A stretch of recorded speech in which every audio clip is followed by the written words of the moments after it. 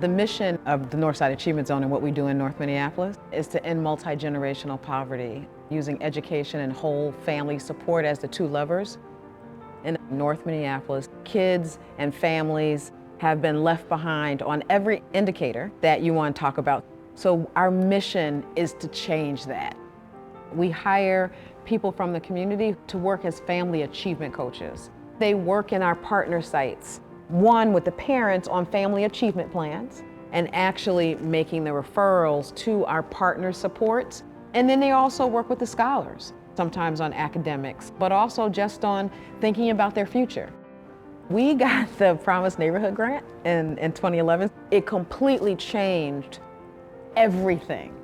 And we were able to actually have the resources to transform the outcomes for our children. The funding ended in 2016. We're still here. We started with $1 million budget. Today we have a $17 million budget. I had about 5 employees. Today we have about 70 employees. When COVID hit, decimating our community, then the murder of George Floyd, in the midst of that crisis, because we'd been living in an emergency and living in trauma, we didn't have to build trust. We stood on the trust that we had built. Does it feel like it's back to what it was, or this area will forever be changed? Yeah, it'll forever be changed. Yeah, absolutely. Julius Wilson Institute was partnering with us to support this African American community. We were working in our community around racial justice, supporting families on the ground with the assistance they needed. The Northside Achievement Zone has just joined the ranks of other Black-led organizations that owns its own building. And so we're expanding the number of families that we work with, number of scholars. Our Family Academy, which is our parenting education classes, we are multiplying that because it's working.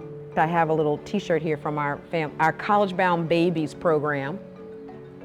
We've been able to expand this place-based work across the state. So there's now like $8 million that go to organizations like ours, including ours, across Minnesota in these educational partnerships.